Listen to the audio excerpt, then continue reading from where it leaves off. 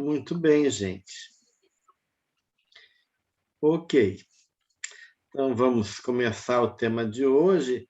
A Paty tinha colocado aí no grupo que tinha ficado com algumas dúvidas ainda em relação ao tema da culpa, né? Já que o tema autodesamor ele é uma continuação, né, do tema da culpa, estão relacionados. E se a Paty quiser trazer para nós essa dúvida, eu não entendi muito bem ali as colocações que ela colocou no grupo. Não sei se ela está aí hoje. Tô aqui, doutor Gelson, obrigada. Então, as dúvidas que eu coloquei foi, no conflitos existenciais, já no final do capítulo 6, ela Uhum. fala assim: somente a decisão de permitir-se herança perturbadora que remanesce no período infantil, superando-a, torna-se possível a conquista do equilíbrio, da autossegurança, da paz. Eu tive dificuldade para perceber essa decisão de permitir-se herança perturbadora. Essa parte Uhum. inicial, fiquei assim a ler várias vezes. E Uhum. depois eu tive mais 2 dúvidas, que foi, não sei se vale a pena dizer tudo de Vamos uma vez começar só, por mas cada uma delas para não ficar confuso, né, Paty? tá. Obrigada. Esse sentido aqui que a Joana está colocando, né? Então, eu só vou conseguir mudar esses padrões de culpa que foram gerados na infância, né, na educação, se eu reconhecer que existiu essa herança perturbadora, ou seja, então essa decisão de permitir-se herança perturbadora não é que eu tenho que me submeter a essa herança perturbadora, eu tenho que reconhecer que ela existe, né? Então, é nesse sentido que a benfeitora está colocando aí, né? Na medida que eu reconheço que existiu, ou seja, entender que houve, dentro da minha história familiar, da minha história infantil, uma perturbação e aceitar que isso houve, para poder olhar para isso e, a partir disso, então, conseguir lutar contra aquela culpa que foi embutida em mim durante a minha infância, né? Ok, agora ficou mais claro. Obrigada. Depois, no momentos de saúde, ela fala também já no finalzinho do capítulo referido, que foi o item 6, sobre a questão do livro dos espíritos, essa questão 835.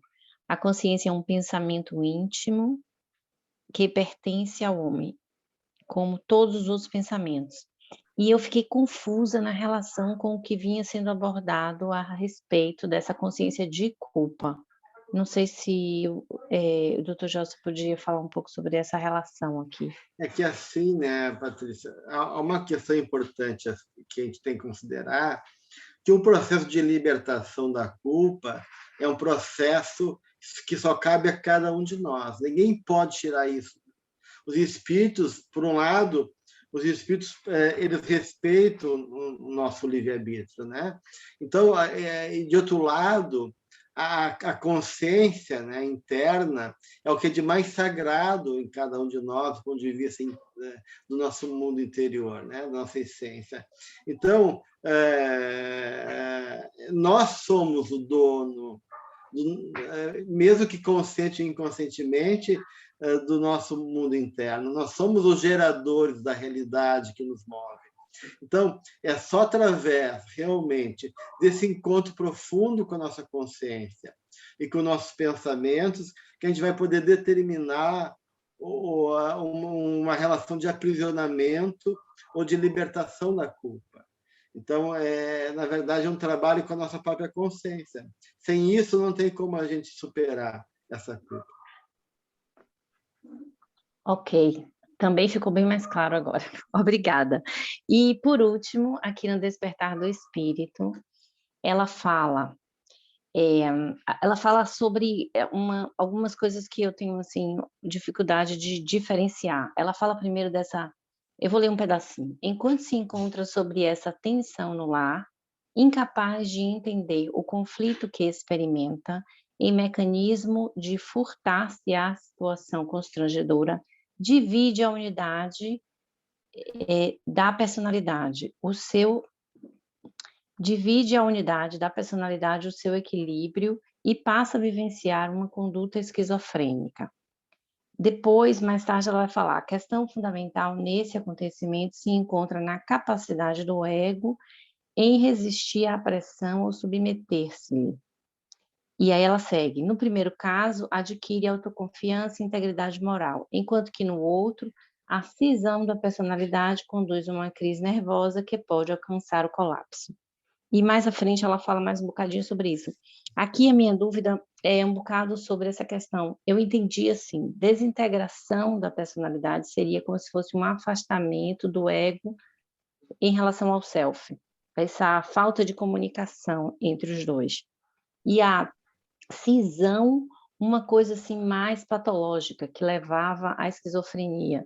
E então eu fico sempre em dúvida quando o que exatamente diferencia uma coisa da outra, né? E depois Na aqui, mas verdade, só para na concluir, verdade, aqui à frente ela fala de fator dissolvente da personalidade. Esse uhum. dissolver está ligado com desintegrar também, ou seja, eu fico meio confusa em relação a isso. Era só Sim, isso que você... sim. Na verdade, não é tanto a dissociação como a desintegração da personalidade, ela é uma dificuldade do ego estabelecer uma relação mais integrada com o self. Mas o que acontece? A gente viu na semana passada e na outra semana que a culpa ela é um fator de conflito dentro de nós. E esse conflito, né, vai gerando medo e vai gerando uma impossibilidade de ficar em paz conosco mesmo.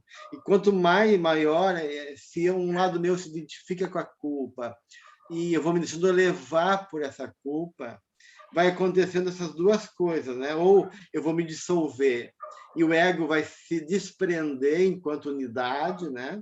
Ou eu vou dissociando essa culpa de uma certa maneira, que também é perigoso. Então, tanto a dissociação como essa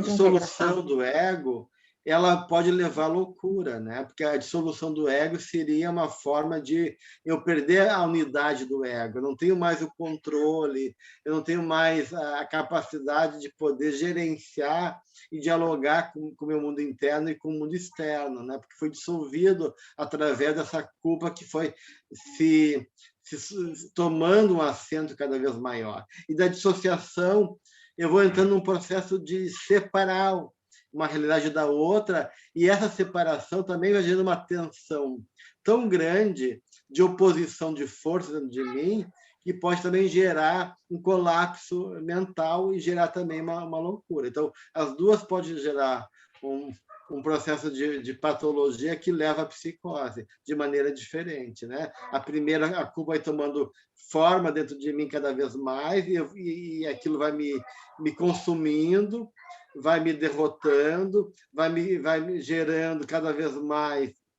um estado emocional de impossibilidade, e a outra eu vou dissociando, mas essa dissociação, como não comunica os lados do meu mundo interno, isso vai gerando uma tensão de força que, mesmo que inconscientemente, me faço de conta que a culpa não existe, né? Ou faço uma defesa neurótica, essa defesa pode ser tão grande mas não soluciona o trabalho.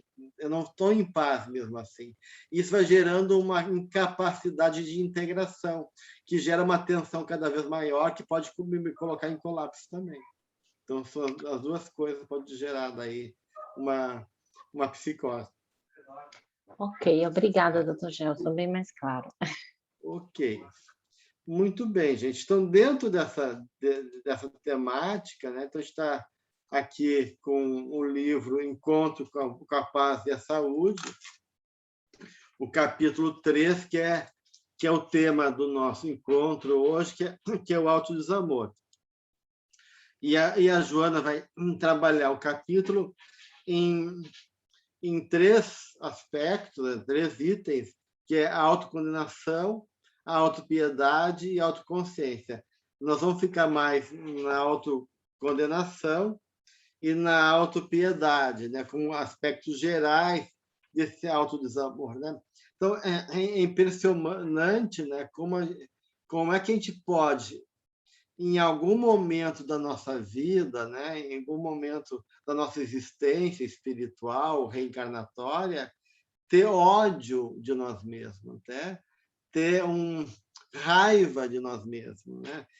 Ter uma incapacidade, né, de poder gerar uma atitude de compreensão, de acolhimento e de amor por nós mesmos, né? Que esse autodesamor que a Joana está trazendo aqui,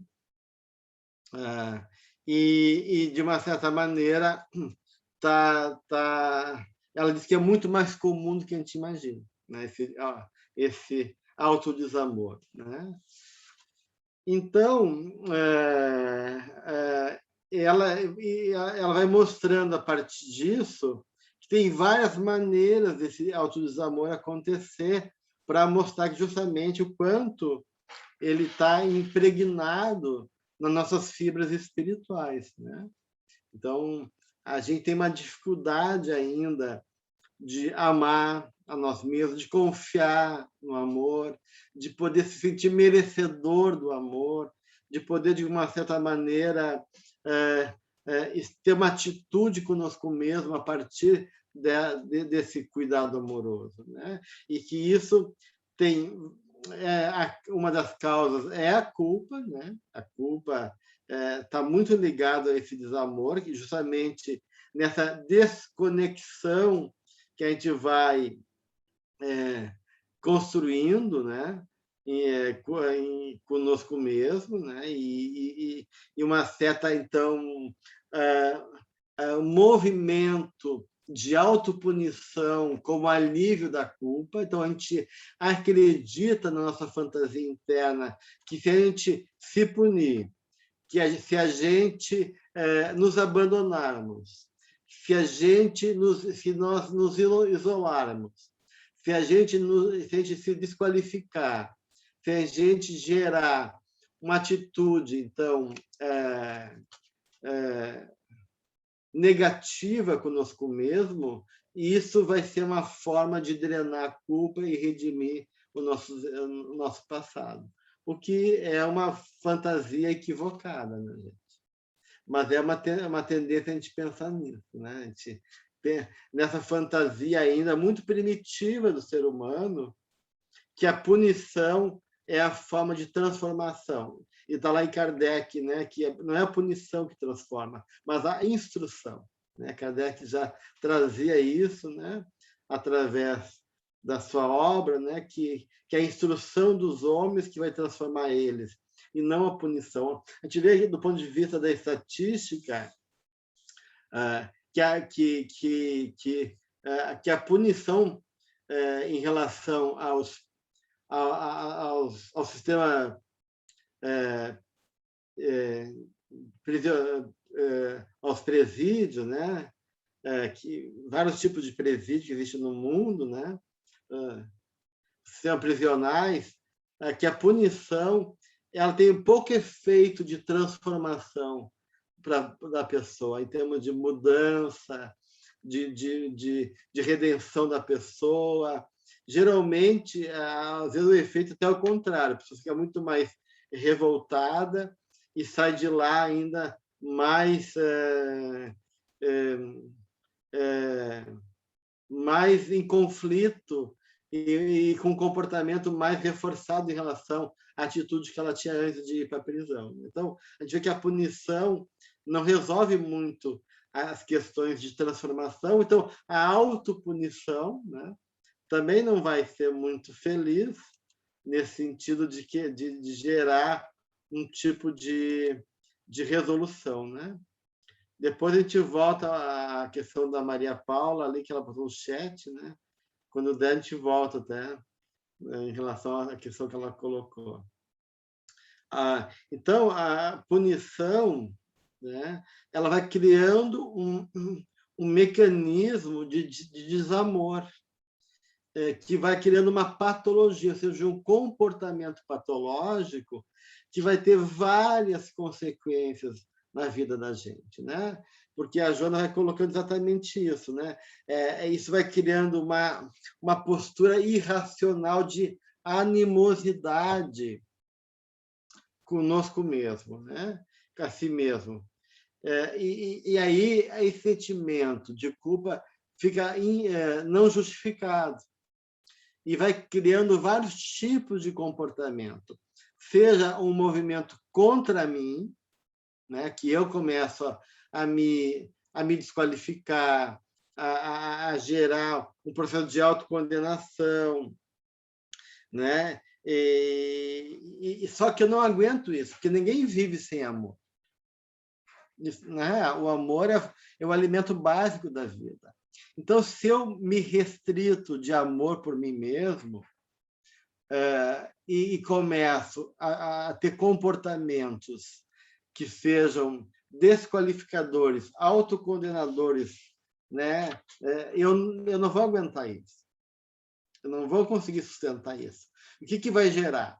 Ou eu vou entrar num processo de autodestruição, ou eu vou ficar projetando isso no mundo, né? Ou seja, eu vou criar situações de raiva, de crítica, de incapacidade de me relacionar com o mundo em função dessa atitude de autocondenação que eu estou, de certa maneira, alimentando dentro de mim, prisioneiro que eu faço de mim mesmo, né?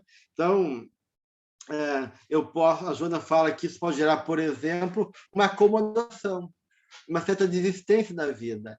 E aí essa autocondenação, ela se junta a outras características do espírito. Então, essa autocondenação pode se juntar a uma certa acomodação, a um certo egoísmo meu de não querer dar, de não querer colaborar com a vida. Então, eu já me justifico em não dar nada para a vida porque eu me desqualifico, porque eu me autocondeno. Como eu não me sinto capaz e não me sinto merecedor, eu também aproveito essa autocondenação e essa sombra minha egoísta e acomodada se junta na autocondenação como uma forma de paralisia espiritual minha. Então, isso é uma das possibilidades que pode acontecer. Uma outra que vai envolvendo um processo de abandono de si mesmo, a Joana fala, né? Uma certa morbidez que envolve uma preguiça mental, né? Disfarçada de impossibilidade. Porque ninguém é fraco, incapaz, ninguém está nessa dimensão de uma impossibilidade de algum movimento na vida. Não existe isso, gente. Toda impossibilidade nossa é por uma negação de nós mesmos. E não porque a vida impõe essa impossibilidade. A vida até pode impor restrições, limites sérios, seja físicos, de eu ficar com cadeirante, de eu ficar refém de uma cama, seja limites outros, né, terríveis, né, que pode acontecer, mas o espírito, dentro desses limites, ele sempre pode gerar possibilidades novas de crescimento, de aprendizado e de construção de algo bom em favor dele e em favor do outro. Então, essa impossibilidade como abandono, como paralisia, é uma atitude interna da gente, e não da vida, né? Então, isso é uma possibilidade. Uma outra possibilidade que Joana coloca na autocondenação é que essa autocondenação vai gerando um ambiente interno insustentável. E eu fico ambivalente com o outro. Eu fico de uma maneira com raiva. Já que eu não posso ter essa vida porque eu não mereço, eu não estou nem aí para o mundo também, estou com raiva do mundo. E isso pode gerar, de uma maneira, diz a Joana, pessoas que se movem por ira e mágoa contra todos aqueles que se permitem ter o direito de de ser feliz, que triunfe na vida. Então, todos aqueles que ocupam um lugar no mundo e se colocam, né, e se colocam, se dando o direito, né, de usufruir da vida, ou de ser feliz, ou tem algum destaque na sociedade, aquilo me incomoda, porque eu estou negando um potencial dentro de mim, da qual o outro está conseguindo realizar. E isso aí se transforma, essa autopunição se transforma também em raiva e mágoa em relação ao outro. Então, isso é uma outra forma que esse padrão de autocondenação pode gerar em termos de comportamento, né?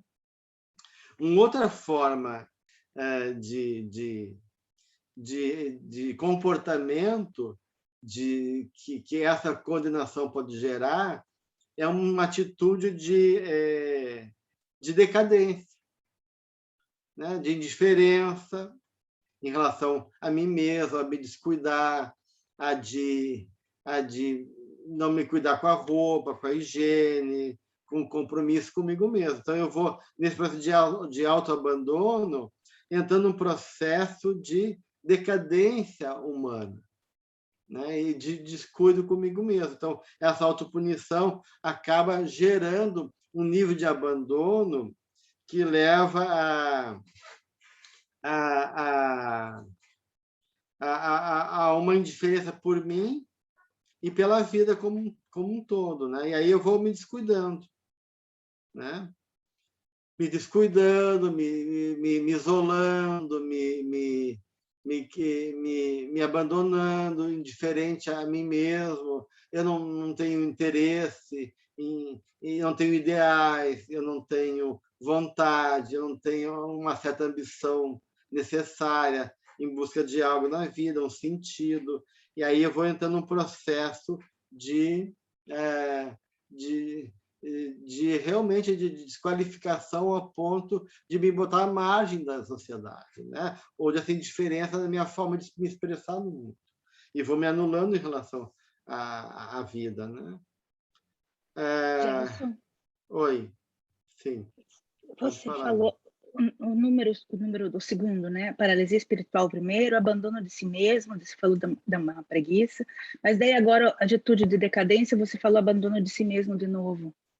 Qual que é a diferença dos dois? Não, é que o abandono de si mesmo, ele pode... porque, na verdade, quando a gente vai entrando nesse processo de autocondenação, a gente pode gerar vários tipos de comportamento. E no fundo, todos têm um certo abandono, mas que num, por exemplo, pode gerar uma solidão excessiva, no outro pode gerar uma indiferença e uma decadência ao meu cuidado comigo mesmo, né? De higiene, de roupa, e assim por diante. Ou eu posso gerar uma certa acomodação que associa a minha preguiça mental ao meu egoísmo de não querer também me comprometer com a vida. E aí isso gera aquilo que eu falei, que é um tipo de acomodação, né? De uma certa morbidez, onde eu fico num abandono, daí não comigo mesmo, mas um abandono em relação a tudo aquilo que a vida, ao processo criativo da vida e a vida como um todo, né? Ao que a vida me convida para poder interagir e viver nos processos que ela me apresenta, né? Então são variações possíveis. Então, como você falou aqui, a atitude de decadência inicia, vamos dizer, com a parte mais física, mas acaba sempre no abandono de si mesmo, que daí são das atitudes. Mais ou menos. Daí pode ficar mais preso num aspecto, não. Eu posso, por exemplo, né, Ana, continuar comprometido com a vida, num certo sentido, mas, ao mesmo tempo, completamente isolado de todos, né? Ou eu posso, de uma maneira, não abandonar a vida, mas me abandonar e não cuidar de mim. Gelson, por que tu usa essa roupa não é por humildade, né? Uma roupa esfarrapada, é desamor mesmo, eu descaso comigo, eu descuido, e não me alimento direito, e aí fico fraco, e fico anêmico, e não me importo, porque esse comportamento que estou falando, de abandono de si mesmo, pode gerar depois o segundo aspecto da autocondenação, que é a autopiedade, que é o segundo item que a Joana está colocando ali. Que daí, de ser uma forma de despertar no outro a pena. Né? E ter a piedade, né, como uma forma de ter autopiedade, de ter pena de mim mesmo. Ficar preso nessa pena de mim mesmo. Né? E ser uma outra forma de comportamento. Né? Mas, Gelson, uma pergunta. Mas esse movimento que a pessoa faz, que onde ela fica desleixada, seria também não uma covardia? Tudo é uma covardia, né, Denise? Mas, porque, de uma certa maneira, essa autocondenação ela vai gerando, como a gente falou na semana anterior, com a culpa, uma despotencialização de mim mesmo. Então, de uma certa maneira, essa covardia ela pode vir de maneira mais ativa ou mais passiva. Né?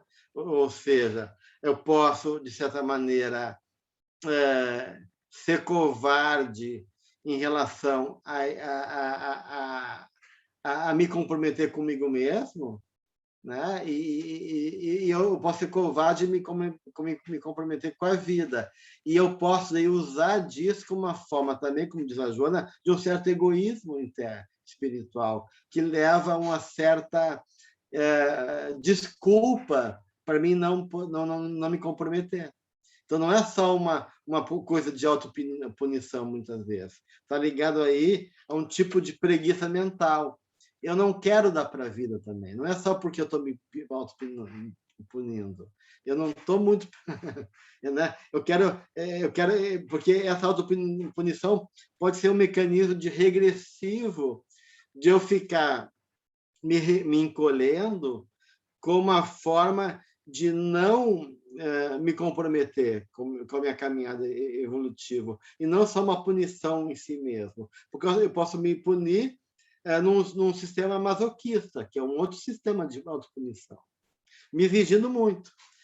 Eu faço, e nunca serve, e faço, serve, e nunca serve, e me bato, me exijo, e me sacrifico. Isso também é uma forma de autocondenação. Mas daí eu não ser um masoquista, e não de essa acomodação que eu falava antes. São variações diferentes de autocondenação. Eu, Solito, queria trazer alguma coisa? Boa noite para vocês. Que acabei não então, com relação, porque isso que você estava falando há pouco,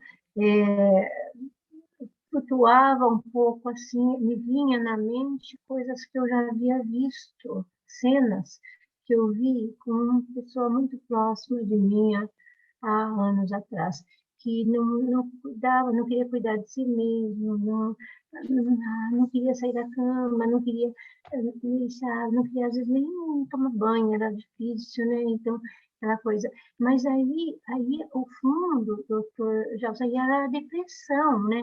Então, como que tem alguma coisa a ver com essa situação daí da autocondenação? Porque era uma pessoa que foi um grande empresário e deu aquela, né, derrocada e mesmo assim já havia o quadro da depressão. Então, como que fica aí no caso essas pessoas que a maioria é assim mesmo, né?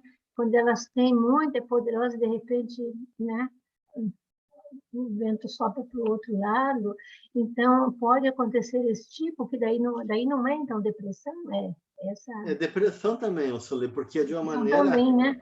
A depressão pode ser um resultado desse quadro todo, porque o que a Joana vai colocar aqui, né? Que essa incapacidade, né, do indivíduo de poder se dar o direito, né, de ir em frente, de poder se perdoar e ficar se autocondenando, isso é um dos núcleos básicos da depressão. Então, se eu volto contra mim, uma dos padrões é a depressão. Outros, se eu volto contra o outro, projeto no outro, a Joana vai dizer que isso pode gerar várias somatizações da pessoa, né? Então, dependendo do movimento da libido, da energia, né? Se eu me volto contra mim mesmo, nessa autocondenação, isso é um dos fatores básicos da depressão. Então, a depressão tem muito a ver com a autocondenação, com o processo de desqualificação de si mesmo, de negativismo, de autocrítica. Então, a base uma das bases da depressão é a autocondenação. Obrigada. Débora? Boa noite, gente. Já, assim, vou colocar isso com muito cuidado aqui, e não sei nem se faz sentido a minha pergunta, mas, assim, eu comecei a trabalhar com mulheres vítimas de violência doméstica, e às vezes a gente encontra isso também, Gelson, assim, a gente identifica esse comportamento de algumas mulheres, né, que vêm com esse desleixo, inclusive é uma característica que a gente, assim, precisa observar. E eu fiquei, agora você falando isso, fiquei me perguntando se existe algum mecanismo inconsciente, Gelson, eu sei que cada caso é um caso, estou com muito cuidado colocando isso aqui, mas existe, sei lá, alguma relação entre algum mecanismo inconsciente da mulher se colocar numa circunstância dessa por autopunição? Não sei se é muita maluquice. É que assim, Débora, toda vez que esse processo de culpa, que é básico na dinâmica espiritual de todos nós, né? Envolve um processo mais elaborado e mais profundo de conflito, que vai gerar autocondenação, dependendo da característica que eu tenho também como pessoa, isso vai agregar daí padrões de comportamento. Então, se eu sou inseguro, por exemplo, né? Se eu tenho uma certa insegurança, ou se eu sou emocionalmente dependente, né? Então, essas duas coisas vai me colocar uma pessoa mais vulnerável. No caso de uma pessoa mais carente, dependente, isso vai gerar uma submissão. Então, eu vou usar minha autocondenação como uma forma de me colocar de maneira masoquista a serviço do outro, né? Então, e me submeter ao sadismo do outro, como uma forma de me punir, mas também numa fantasia, muitas vezes, grandiosa de salvar o outro, na minha autopunição, ou de depender emocionalmente do outro. Assim como a Joana fala que se essa autocondenação está associado à insegurança emocional, ela vai gerar autopiedade, né? Porque a pessoa prefere receber a atenção do outro por uma imagem negativa de si mesma do que ter a capacidade e a dignidade de gostar de si e lutar por si mesma. Então, ela usa a autocondenação, aí entra essa preguiça mental que eu falava antes para você, né? Para despertar a compaixão do outro e manter uma imaturidade psicológica e a minha ociosidade de não querer me comprometer com a vida. Daí eu estou gerando essa autopiedade, começo a ter pena de mim mesmo e querer despertar pena no outro também. Então, vai depender dos elementos da minha personalidade que estão agregados, que vão criar padrões vários aí de comportamento, mas onde a base emocional tem também essa autocondenação. Eu sou Li? Então, tem mais uma pergunta, então, disso que você falou agora de autopiedade, e eu tinha notado até em casa, quer dizer, em casa, antes, né, lendo, eu tinha notado que a autopiedade é naquela página 61, né? Então, ele é uma espécie de egoísmo camuflado?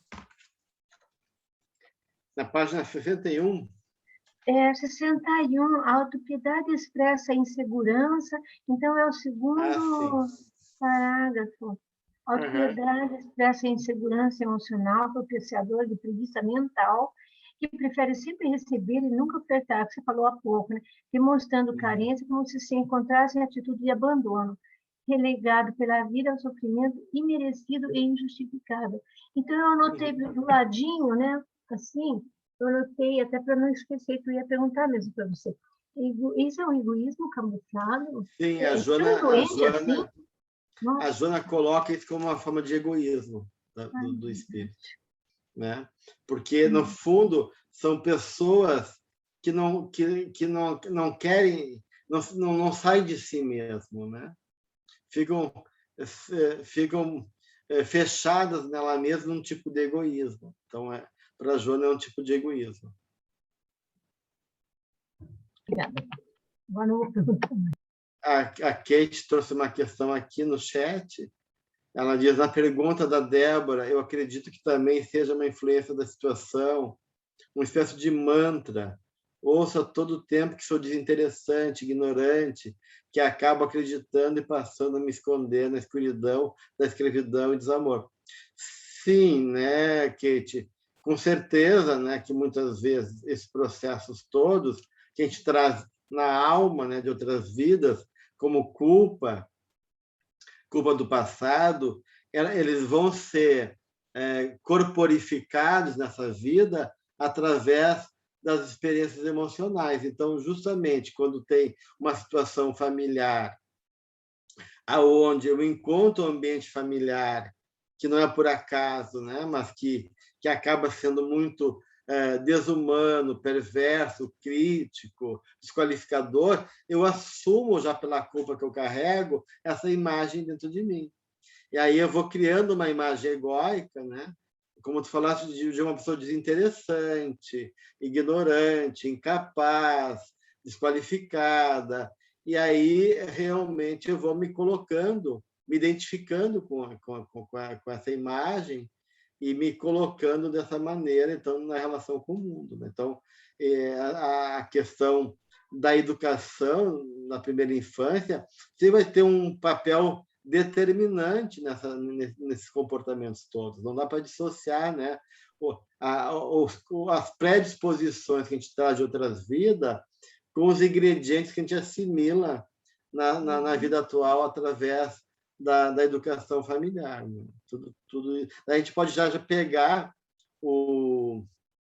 a questão da Maria Paula no início, que eu deixei de lado, e já juntar que tem tudo a ver, porque ela diz assim, será que a dissociação está associada ao trauma? Em geral, mais comumente abuso? E a culpa vem da vítima de se sentir culpado pelo ocorrido? Sim.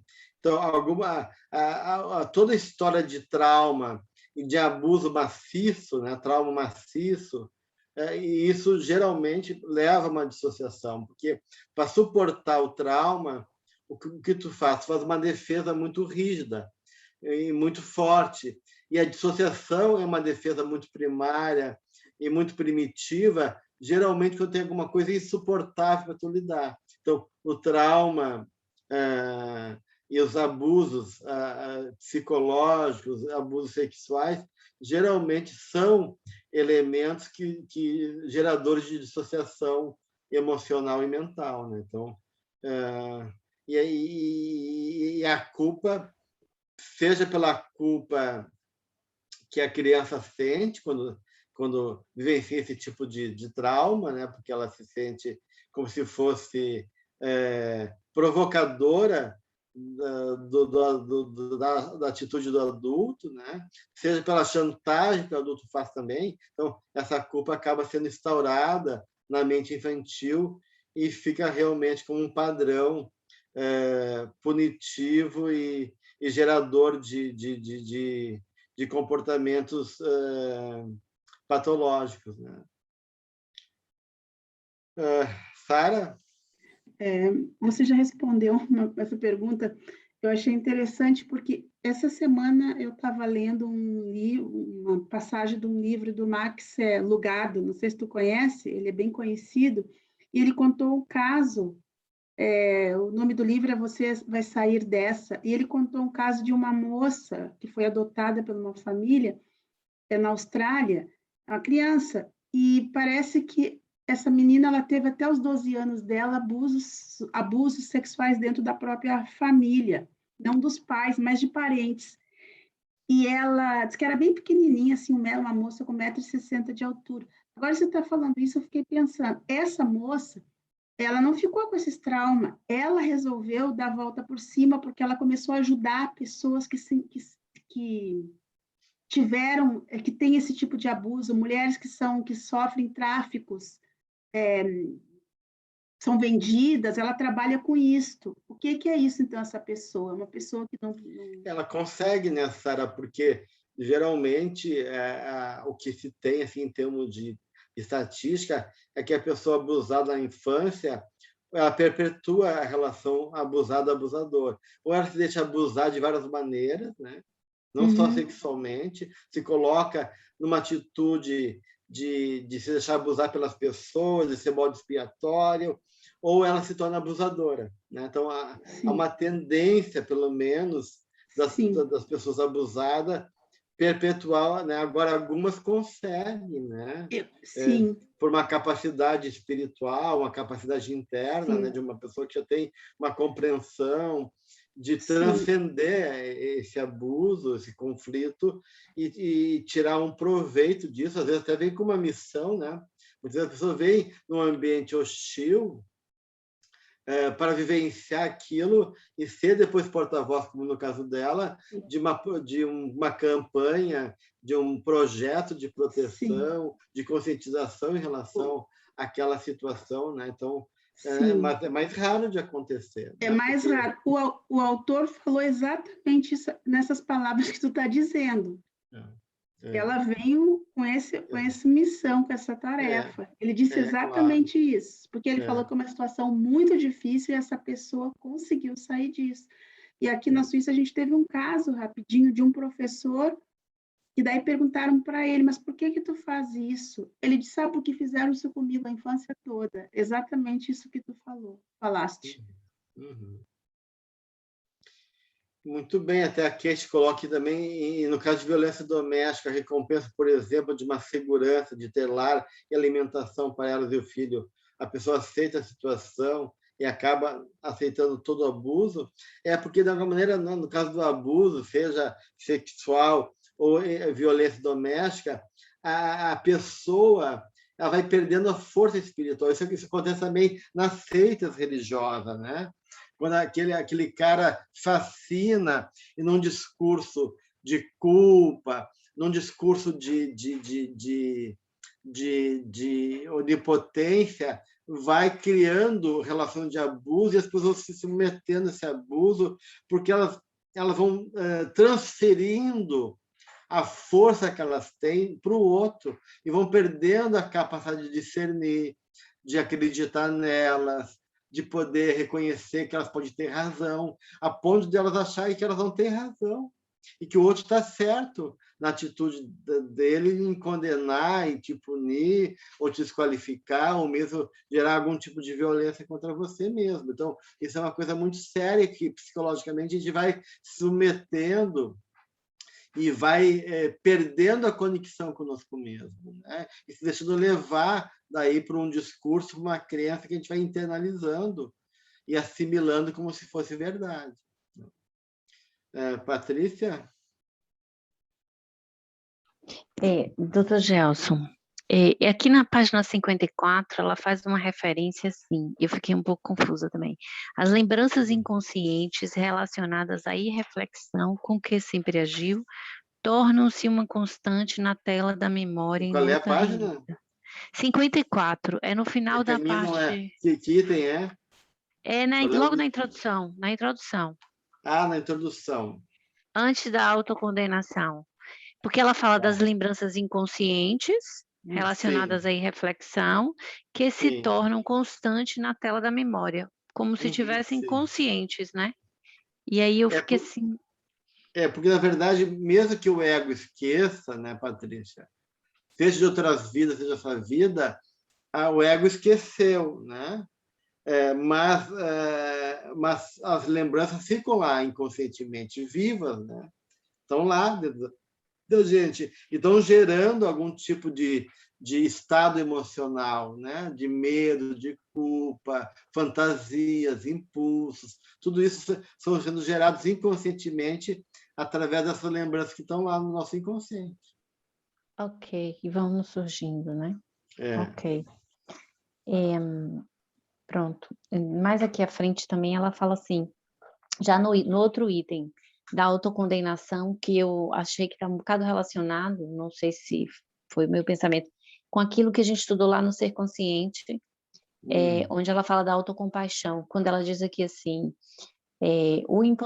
nesse parágrafo começa, o imponderável das leis da vida, né? E ela vai discorrendo e termina.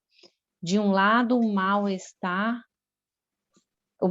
que permanece no mundo íntimo, e do outro, o prazer mesquinho de ser infeliz. Ou seja, e a pessoa quer se manter nessa situação, né? Sim, ela se identifica nisso, né? E isso cria significado na nossa vida, né? Dá um sentido para a vida dela. Então, a gente tem o prazer, muitas vezes, de ficar nesse lugar, né? Porque, de uma maneira, quando a gente fala em psicologia, todo sintoma tem um ganho secundário também. Tem um ganho que a gente tem com um sintoma psicológico, né? Então, e muitas vezes a pessoa não muda seu comportamento porque a fantasia do ganho é maior do que a fantasia que ela perde, né? Então, quantas pessoas, por exemplo, não querem abrir mão de um comportamento, podendo abrir mão desse comportamento, né? Porque tem ganhos secundários aí naquele comportamento, né? Então, isso é um jogo emocional que a gente acaba construindo conosco mesmo, né?